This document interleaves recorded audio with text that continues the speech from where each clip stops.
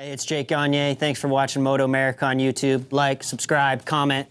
Hit us with it. Yeah, it looks like Petrucci's bike is smoking. Interesting. So we'll see what that comes of as far as Petrucci. It looks like clutch because he's not off the grid. Look how far back Petrucci is. That Ducati is smoking, Greg, badly. As you're called, he is going to be buried up 15th or so as they go up the hill into turn 2 and 3.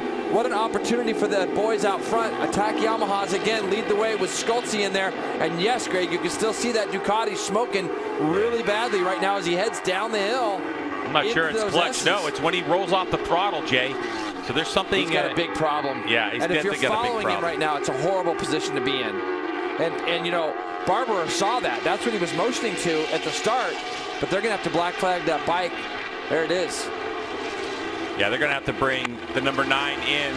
Unfortunately for the Warhorse HSBK Racing Ducati. There's no oil getting on that thing. Yeah, we don't want him to hurt himself. Such a sketch place to be, and everybody behind him is going to just be sitting there.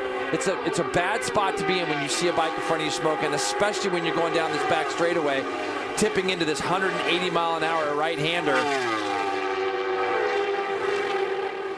So we'll see black flag out for Petrucci probably, unless he feels it on board and wants to try to pull into championship points leader.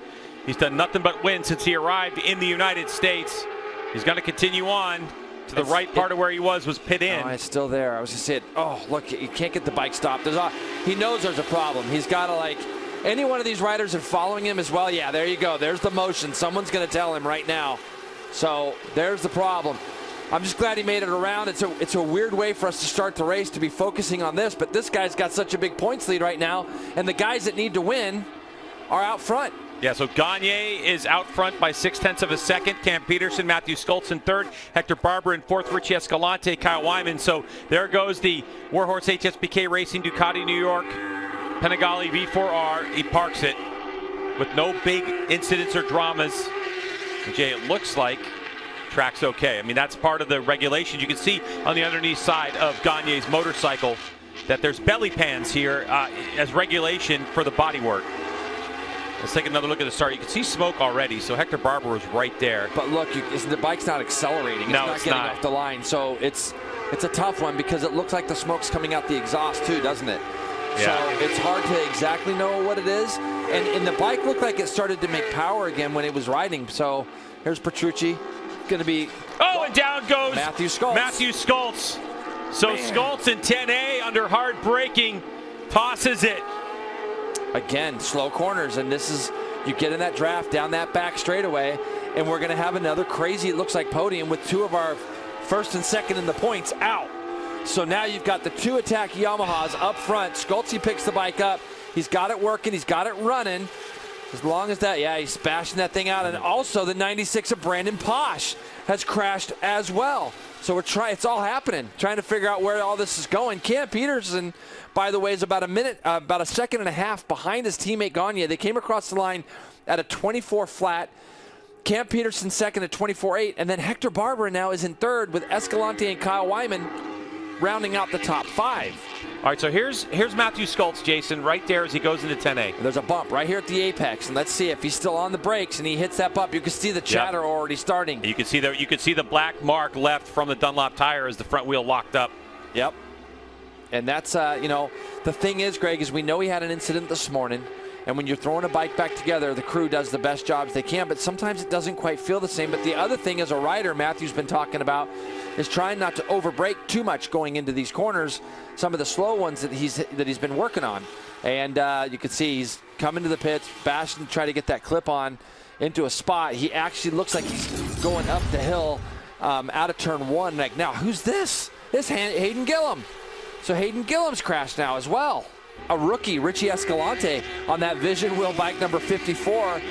And this is the battle for third. This is going to be a good one all the way down. But Kyle ran that last time by, runs 26.1. He was half second quicker than the two in front of him. Jake Lewis, our podium finisher from yesterday, who had to start on the back of the grid, is up to 7th place. But Hector Barbera, Heitler Cycle, Richie Escalante, Vision Wheel M4X Star Suzuki, and Kyle Wyman, the fill-in rider for the weekend, trying to turn some heads. He's factory Harley-Davidson rider in the Mission King of the Baggers class. but Kyle's heart is always in Superbike. And from what I was told, Harley-Davidson, his employer, was more than happy to lend Kyle to the Tytler's team, and they encouraged Kyle to go out and do more laps on a Superbike. Very, very great. It's so cool. You know, for riding for Harley-Davidson. It's just amazing. That's so great. I mean, he's riding it pretty well. No, he's doing great. It's funny because you see the same things I see, and it seems a little early, doesn't it, with 10 laps to go still, as Kyle Wyman now has a look up underneath. He's going to get that bike in there and get it slowed down. Kyle Wyman, tremendous job as you see Jake Lewis limping that bike back to pit lane right now. Kyle Wyman right now, with the pace of these three, he was able to sneak up under Escalante, but I saw the same thing, Greg, coming out of turn number 7 there. Escalante's bike moving around a tremendous amount. Right now they've got 3rd, 4th, and 6th as Kyle Wyman goes down up underneath Barber. Barber's probably going to be pretty surprised at that. He's going to think, all right, I definitely don't want the filling guy to come in here and beat me, but man, Kyle just looks like he's got pace, and he's making it look relatively easy. He certainly is. He's got to be happy about this. What a way to repay his team after a very difficult start to the season. And here comes your national champion carrying the number 1 plate, and he gets to the checkered flag first, and a big win in race number 2. Back to the battle for 3rd, Jason. Kyle Wyman into 10A. Here comes Hector Barbera, though. Yep, and Hector tried to make up a lot of room there, but he's way too far back to do anything with Kyle Wyman here at the bottom of the hill. It would take something really wild to do it. Right now, this team finishing 3rd and 4th would be amazing for them. How about Kyle Wyman? He holds off the advances of his teammate Hector Barbera, and Wyman back on the podium for the Tytler Cycle BMW team.